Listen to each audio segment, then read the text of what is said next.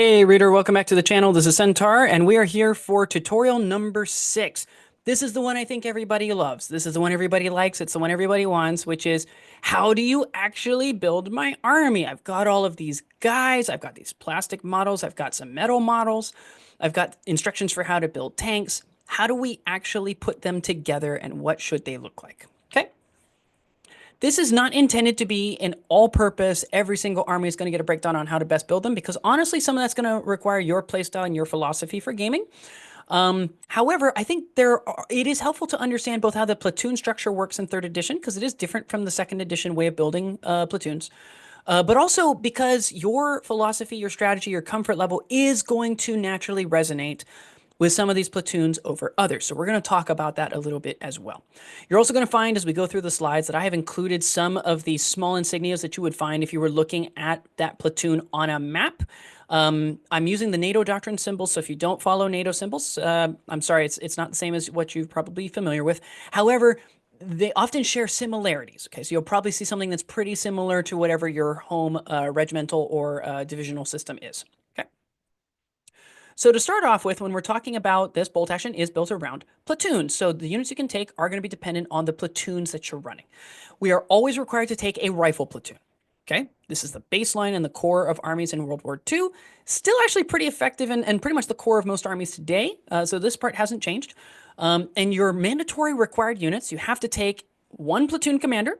He can have extra buddies with him if you want to, but you at least have to take the one guy, and 2 infantry sections. These infantry sections commonly start with rifles. They are overwhelmingly going to be about 5 to 10 men in terms of size. You might see some that get up to 12. It's also pretty common. American squads, for example, were typically up to 12. But there are some armies that get up to 13, 15, 17, 18, 19, 20 models in the case of partisans for a single infantry section. You do not need to run them at full strength. You can run them at that minimum, whatever the minimum is. Typically, it's about 5 to 6. Okay, although you do also have some scout units that start off with like 1 or 2 guys, and sometimes get up to a maximum of like 4 or 5 or 6. In the case of like Soviet scouts or the U.S. Marine Corps, War Dog squads or things like that. Sometimes there are some that are even smaller. So it all depends. But either way, whether it has 1 guy or 20 in it, it counts as an infantry section. It'll tell you in the rules that it counts as an infantry unit. Okay. You can also take up to 1 medic. The rest of these are all non-mandatory. Take them if you want to. Take a medic. You can take a forward observer, which would either be an artillery forward observer for calling in an artillery barrage, possibly 2, depending on what your army special rule is, and assuming that you live that long. Or it could be an air forward observer, calling in a local aircraft that might be in the area. Typically, most armies only get 1. Americans get 2, again, assuming that he lives that long. You can also take up to 2 additional infantry sections. So you're going to primarily be working with 2 to 4 infantry sections. I tend to go for closer to 4 almost every time. I'm just going to tell you that right now because I have played too many games where I really, really desperately needed another infantry unit to just camp on an objective or secure something for me, and I didn't have one on hand. And I've kind of been burned by that a few too many times. So I tend to go for pretty close to maximum on these. But depending on the kind of army you want to build and the kind of units you want to move, you may not have the points. So you don't have to take these, but they do exist. They are there for you. You get access to 1 sniper team. This is the only access we currently have so far to snipers in the game. You have to take a rifle platoon in order to add an extra sniper to your list.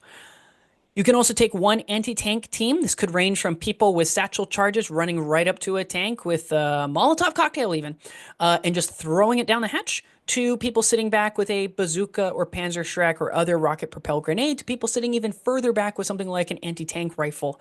They may not have the penetrative power, but it can reach out a really, really far distance, and maybe disrupting people, blinding them, and making them a little more difficult doing their job, if not actually penetrating the armor. Maybe that's good enough. Okay. Again, strategy. All comes down to strategy there.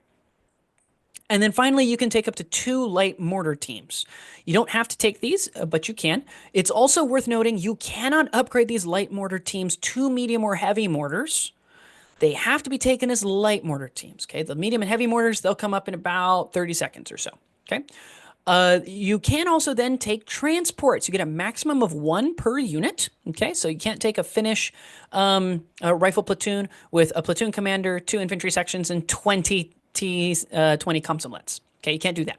You'd be able to take a maximum of 3. right? You can also, it's worth noting, in case you don't know this about the transport rules, you don't have to take one per unit, obviously, but also you don't have to put a maximum of one unit in a transport. The rule on that one is that the transport will tell you what its capacity is, typically between 3 and 20 models. Sometimes it can get as high as 29 or 36. You have some boats that can get really high, like 36. But as long as the number of models in the squads that you're planning on putting in the unit don't exceed that transport capacity when you sum them all up, you can fit them all in there. So if you have a 12-man capacity truck, and let's say you're playing Germans and you take a platoon commander with an extra buddy, it's 2 models, and then 2 5-man sections of infantry, which is an extra 10 models. They have 12. Capacity on the truck is 12. You can fit all of them in there. All 3 of those units can sit in one transport. It is dangerous on the one hand, putting a lot of units in one transport. On the other hand, Russian doll theory says that you can get a lot of people in one place very quickly if you only need 1 order dice to move all of them, right? So it all depends. It all depends. More on that. We'll talk about transport strategy in a future video. I think Bo Mortenson's done a video talking about best ways to use transports and stuff. I'll try linking to that down below because whether it's 2nd edition or 3rd edition, the theory behind that is still very much the same and it's pretty safe. So definitely recommend that. There is one other unit that kind of sits outside of platoons as well, and this is the company commander. The rule is that this is it's a guy from higher command who's come down to check on your platoon because of the important operation that you and the boys are doing today. So similar to how Captain and then later on Major Winters goes on maneuvers with some of his men in the Band of Brothers TV series. So also you can add a company commander. Now they do have a rule that like basically for every 1,250 points, basically for every army that you run, you can only have 1. So even if you took 7 rifle platoons, you don't get an extra company commander. Okay, you're still only getting the 1. Okay, so that's the one thing to note. I didn't really have a good slide to place it on other than here. And I did want to make sure you knew about him. The company commander is basically an uber version of the platoon commander. Tends to be a little more effective, does a lot more stuff. It also means he's more of a sniper bait, is basically what it comes down to. You then have the heavy weapons platoon, and the heavy weapons platoon is designed for supporting fire, relatively close range fire, done by infantry man-pad devices. Okay, and so the symbol here, by the way, is supposed to represent a grenade that's being thrown. Okay, I should probably explain this. So the rifle platoon 1, so you notice it, the X, and you're going to see this all over the place, regardless of where you go. The X is kind of tying back to when these were first being designed. This was, the area of like, the American War for Independence, the Napoleonic Wars, a bunch of that stuff where you still have men with bandoliers crisscrossing across their uniforms, holding their ammunition. And so the X for the rifle platoon is supposed to represent that. It's the crossed bandoliers indicating these are men with rifles who work in formation to do the job, the dirty work that we need doing on the ground. This sign for the heavy weapons platoon is supposed to represent grenades being thrown in a specific direction. Okay? Close range support weapons being thrown in a specific direction. Now, obviously, as time went by, we started throwing them using mortars instead of using hands, right? Dramatically increased the range. Arguably might have also increased the accuracy to some extent, especially considering the range. It all depends, obviously, on your era and what you're working with and how good the technology is that you're working with. But the mortar kind of kicks in from here. It actually kind of makes a slide from the artillery side of things into the heavy weapon side of things as time goes on, okay? But your heavy weapons platoon is going to be composed of a platoon commander and 2 mandatory team weapons. Now, this has to be taken from either a machine gun, this could be a medium machine gun or a heavy machine gun, depending on what your army gets access to, or it could be a light, medium, or heavy mortar, depending on what kinds of mortars your army gets access to. Certain armies lose ones at the top or the bottom of this list, depending on what they decided to prize going into the war. In addition to those 2 team weapons, because you can mix and match, by the way, you could do 1 and 1, which if you have a starter army, you're probably getting 1 and 1. If you want to do 2 machine guns, you can do 2 machine guns. If you want to do 2 mortars, you can do 2 mortars. It doesn't matter. The point is that you do get access to a wide variety of options here. And then you take 3 more of each of those if you want to. So you get potentially up to 5 machine guns if you take 2 mandatory and then 3 more. Get up to 5 mortars if you want to take 2 mandatory and then 3 more. Okay, you can do all of that. And then obviously still take more machine guns or more mortars accordingly to kind of round out if you really want to. You can also take 3 anti-tank teams. So if you really like bazookas and you don't want to run just 1 in a rifle platoon, you could run 3 more in your heavy weapons platoon. And I'll tell you from experience, 4 bazookas can do a lot. Okay, you have to get them somewhere safe and you have to park them somewhere safe, but they will provide some serious firepower for you for relatively cheap. So that's an option. And again, transports. Maximum of up to 1 per unit that you take in this. but you can fit more than one inside if you want to. So very commonly, for example, you might see people take an 8-man capacity transport, like say an M3 White Scout car, and maybe put three 2-man bazooka teams and maybe like a company commander inside. And now the company commander can snap to the vehicle and the 3 bazookas inside. You run them forward, you run the vehicle first, and then the guys all advance out of it and they all start shooting, and you basically unloading all of these guns very quickly into one place. Can work very well. Just remember, more eggs in one basket means if your opponent does shoot at it, they're going to put pins on everything. They might blow up the transport, at which point they might be removing whole units from you. So just be careful, okay? But it is a whole strategy as to why you might consider taking transports in a heavy weapons platoon. You can mix and match units in between. So you can take a transport and a rifle platoon and put guys from your heavy weapons platoon in there. But that would be the primary reason for taking transports in this section. You then have the engineering platoon. This one has 2 symbols. The symbol is supposed to represent a bridge. Okay, that's what the sideways E, the lying down E, is supposed to look like. It's supposed to be a bridge. Okay, and so you technically have 2 different types of engineering corps in general. The first is the one that's designed for combat, and that's the one with the rifle bars going through it. Okay, like we saw in the rifle platoon. And then some of them were more designed to be just backline personnel. They're supposed to maintain bridges, maintain roads, maintain logistics. They weren't really designed to go offense. And in Bolt Action 3rd Edition, we now have the ability to give inexperienced units the engineer keyword. So you can effectively kind of showcase this, right? These are men who weren't really supposed to be called up to the front. They were supposed to just be making sure that the supply trains, the ammo was getting where it needs to go. But then somebody said, hey, by the way, we need you guys to come over here, follow us. And they followed them, and then they found that there was fighting going on, right? So you can do that. But then there were also some trained and qualified combat engineers. And we see those guys, for example, in the beginning of Saving Private Ryan, where the U.S. Rangers are being supported by the guys who come up and they're bringing the Bangalore torpedoes, right? And they're bringing satchel charges and stuff like that to try to smoke out people. You also see this a little bit in the Pacific TV show, where you see the engineers suddenly come up and they got the flamethrowers and they're smoking out people that are hiding in, little machine gun nests and bunkers and stuff like that. That's what combat engineers are more supposed to be. They are designed to be frontline troops for dismantling enemy positions and getting them in. All you need to know is from Bolt Action, we don't really carve a distinction between these two. Not really.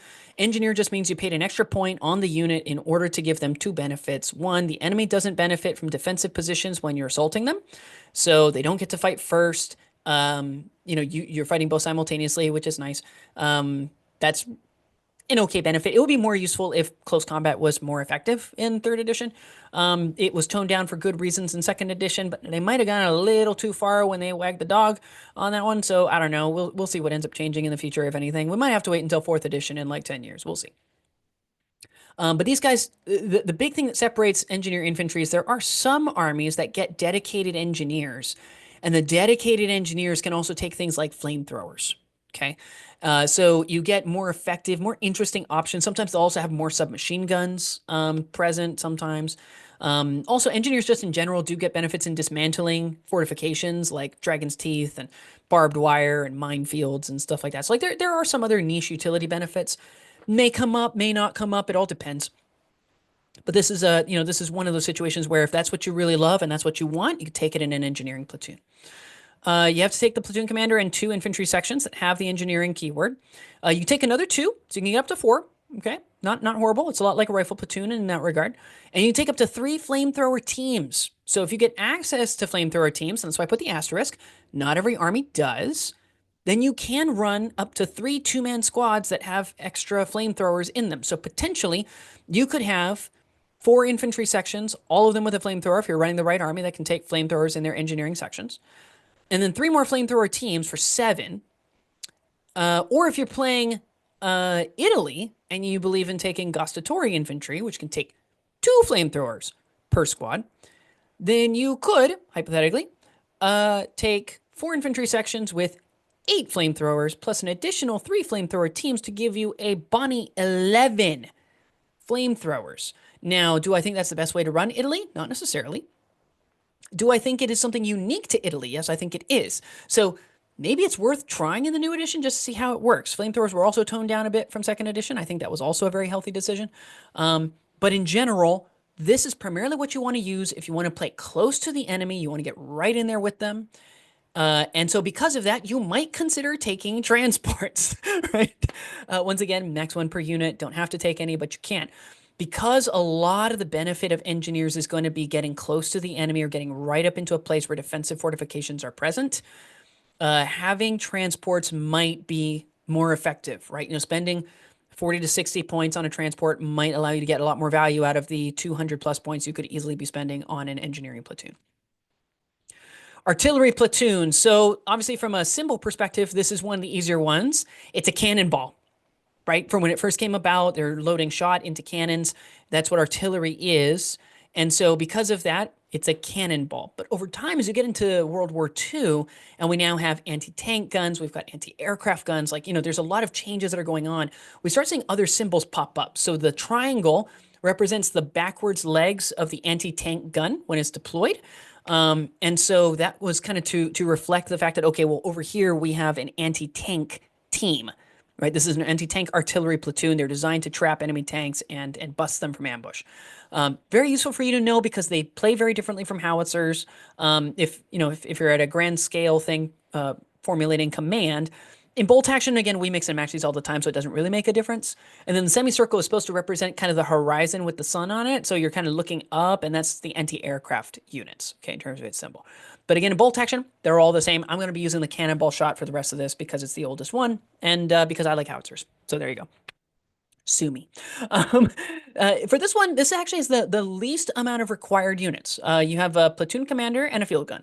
That's all you technically need in order to run this. And most starter armies come with a dude, right? Just cut out one of the plastic dudes, glue them down, and give them whatever weapons you want your platoon commander to have. Probably a rifle, to be honest. Although if you're not playing with the rules from the new army books as they're coming out, where you're changing out stuff, then you could probably give them a submachine gun. If you are playing with those rules, you might consider on a platoon commander for artillery that you plan to keep back, you might just consider giving him a pistol and saving yourself a point, bring him down to a nice 20 points even. You can add an extra 3 field guns, so you get up to 4 on this. And that could be a range of howitzers, anti-tank guns, anti-aircraft guns, dual-purpose anti-aircraft guns, anti-tank guns, multiple rocket launchers, all kinds of stuff. Take up to 4 of them. And you can take a tow for up to 4 of them, right? So for all of them that you take, you can take a tow. This is also important because there are some tows that also have guns on them. So, believe it or not, there might be reasons for taking tows. They are quite useful sometimes. And then again, you can also take up to 1 transport, and that's to reflect the fact that you have a platoon commander. And so he isn't towed, he's technically transport. So you take a little civvy car for him if you really want to, right? A little field jeep or something of that nature. Armor platoon. The symbol is the side tracks of the tank. So if you look at it, you can kind of see it, right? It's like you're looking at it in profile, and that's where the treads are, and then there'd be like a little top or not in the case of a hole-mounted or casement-mounted weapon instead of a turret-mounted weapon. You'd have other stuff alongside all of that, but this is the generic symbol for tank. Important to note, as you'll note down below, armored platoons are not just tank platoons. They are tanks. They might include tank destroyers. They might include tankettes, which are basically 2-man tanks, very, very tiny with slightly lower firepower in some cases. But hey, they're zippy, they're tiny, and in bolt action, they cost less points, which is really nice. It can include self-propelled guns, which is basically artillery on wheels or tank treads, or in the case of half-tracks, both. You have anti-aircraft vehicles for shooting at enemy aircraft, also good for removing infantry in bolt action, and armored cars, which are basically just zippy tanks. You have to take at least 2 vehicles, one of which becomes a command vehicle. Basically, if one of them has command vehicle already in it, fantastic. If it doesn't, choose one of them, give them a 10-point upgrade, they become the command vehicle. Basically, it's the platoon commander for the armored platoon. They give a +1 to the morale of vehicles near them, but it's within a 12-inch radius, so it's weaker than the platoon commander in terms of the morale bonus, but it has double the range, I suspect, because vehicles are bigger and because they don't fit through everywhere. And so because of that, if they limited it to a 6-inch radius, you'd pretty much have to keep all your armor all together, and turning some of them would become really difficult. So they make it 12 inches. I think that's really smart. Plus, it's done over a radio, so I don't personally have a problem with that. I think it's fine. You can take an extra 3 armored vehicles on top of that, so you're looking at 2 to 5 armored vehicles, which is a good number. It means if you want to take 10 tanks, you can. There's a way to do that, and we'll talk about that shortly. But it means that for a single platoon, you'd be looking at a maximum of 5, and you can mix and match again between any of those things. You could take 1 AA vehicle, a self-propelled gun for backline firing, maybe a tank destroyer for tank dueling with the enemy, and then 2 tanks, right? Just for mowing down infantry and doing some flex work for whatever you may need, kind of that multi-purpose option. And then you have the Recce Platoon. Now, the Recce Platoon is a simple slash that goes through it. It separates the area into 2 fields. And it's supposed to represent the fact that reconnaissance platoons back in the day were comprised of men and horses, two parts. Okay. So there's two parts, you see? And so the field is sometimes broken up into two. Okay. That's where that comes from. It makes the least sense out of any of these, but that's what it's supposed to be. I just repeat what I've heard from other people. Um, the Recce platoon is going to look a lot like the rifle platoon because it is a lot like the rifle platoon. Okay, you take a platoon commander, maximum of one infantry section, so you don't have to take the minimum two. You can take just one for this one, which is nice. You get access to another forward observer, either artillery or air, and you can take up to an additional 3 infantry sections, so you can still get up to 4. Okay, just like a rifle platoon. Take one anti-tank team. So again, if you want that 5th bazooka in the mix, you can take a 5th bazooka. Works out fine. And you can take transports, again, max 1 per unit, but they get a bonus because this is your reconnaissance platoon. Any transport that you take from this platoon, you can take an extra 10 points upgrade to give it the recce rule if it doesn't already have it. So if you don't want your field jeep that's carrying in your bazookas to get mauled to bits because your opponent drew an order dice before you did, you can pay an extra 10 points and allow it to react by zipping away instead of getting shot at and being blown up, which is quite useful. You can choose to take this on even bigger vehicles. You could take it on an 8-man capacity M3 white scout car, pay the extra 10 points, throw a bunch of dudes in the back, which is quite nice. Get them around even though it's a larger number of men. You could take a 12-man capacity truck and put recce on it so that way it can move a whole bunch of people up a lot faster. You could put this on an 18-man capacity truck, a 29-man capacity QL Bedford truck for the British, and you can give it the recce rule so that it can escape away from danger. Very useful. Or if you're a real Chad and you want to be really funny and you're playing Germany or another army that gets Axis support, and you want to throw away your Axis support option on a really weird, somewhat derpy, but still highly effective combo, you take a 20-man capacity Landwasserschlepper, which is a huge boat on tank treads that can carry 20 men and move through water, move through rubble, move through forests, move through anything that isn't lava or impassable terrain. And you can recce with it to get your men literally anywhere they need to go. That is what you can do with a recce platoon. And because it's max 1 per unit, you could take potentially 7 such recce vehicles. And again, you can mix and match who's in it from other platoons, right? So if you're running an engineering platoon and you want recce on a couple of just small, light transport vehicles, so each of those flamethrower teams can have their own separate vehicle that they rush in on, or maybe plan to outflank those or something like that, you can take a recce platoon and you can get them that. And they will be a lot more survivable than they would have been before. The recce platoon hasn't seen a lot of use yet, honestly. A lot of people don't use it, and I understand why. A lot of the reasons why you would want to use it is if you really love transports and you want to get more out of your transports. It could also be if you're in an event where they limit you to 1 rifle platoon to prevent some of the spam that we're going to talk about later in about 20 seconds or so. In which case, if you just want more infantry sections, it bumps up your maximum number of infantry sections from 4 to 8. If you didn't want to take an engineering platoon because maybe you don't like the engineers, your engineers aren't particularly good, or you just don't feel like spending that many points on a specific model because you are paying a premium in order to get that engineer keyword, you could take a recce platoon and you can do it. If you just want a 5th one, take a platoon commander, an infantry section, and maybe another AT team, and that can be your that can be your recce platoon, right? So this is more of a budget option in case you need just a little bit extra oomph. We'll see if any other changes come to it in the future, but that's what the recce platoon is designed to do, okay? So when you're building your list, you're going to assemble your army. You have to take a rifle platoon, okay? That's why we put it there at the top. And then for each rifle platoon you take, you unlock one of all of the others, okay? So 1 rifle platoon, you could then couple with a heavy weapons platoon and an armor platoon and an artillery platoon, okay? Very common. The engineering platoon and the recce platoon are a little less commonly used. There's a lot of reasons for that. We'll see if that ends up changing over the years as the meta changes. But in general, that's how it works. And I think that actually works really well. It's quite effective.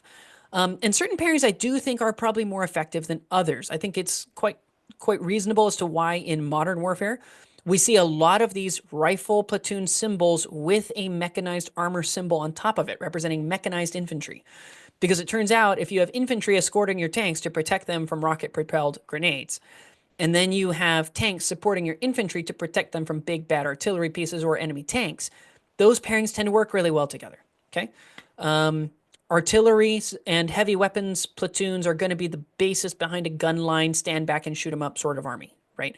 Combine those with your rifle platoon. Your rifle platoon is designed to keep those elements safe. Those things are designed to actually remove stuff. That's, the artillery and the heavy weapons are supposed to actually do that. If you're planning on playing a very aggressive form of play, you might consider taking a rifle platoon with engineers with a lot of flamethrowers. Maybe you're playing, I don't know, maybe like France, for example, who can take a lot of those, or Americans who can also take a lot of flamethrowers. And then maybe you combine that with a recce platoon so you can quickly move up those flamethrowers right into the enemy's, right up into their grill. Just get right in front of them and get those flamethrowers shooting off as quickly as possible.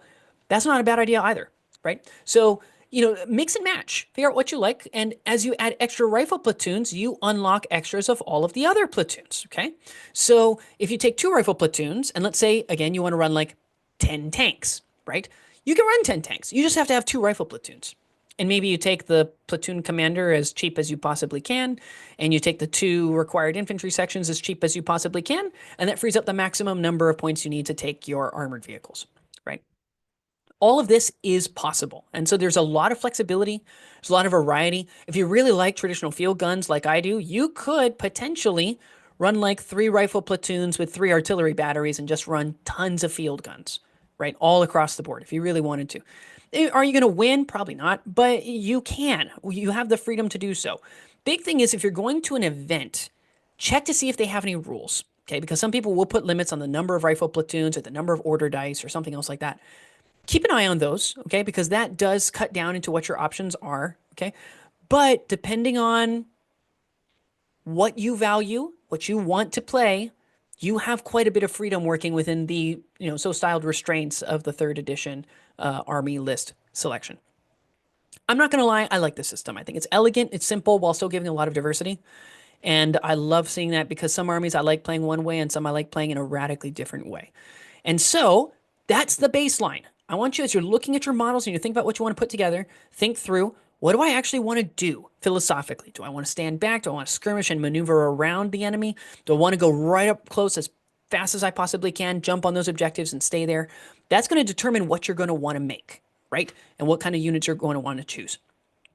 And so in the next video, we're going to talk a little bit about how veterancy, points limits, and other stuff like that, order dice considerations all come together to optimize your list. And at this point, we're going from the tutorial that's just how you play bolt action to how you play bolt action if you have an interest in not losing every single time and you do want to be a little more competitive, okay? So for people who don't really have an interest in that, or they're primarily doing, narrative play, probably don't need to watch the next video in the series. But for those of you who are interested in, hey, I'm not necessarily trying to compete at the international arena. I don't have delusions of grandeur. But it'd be swell if when I meet up with my friends on Saturdays, if I don't lose every single time, right? We're going to talk a little bit about that, about how you can economize, how you can save, and how different pairings make it so that you can afford to take cheaper or more expensive options to accomplish other goals. Did I miss anything? Is there anything else that you would contribute to the conversation?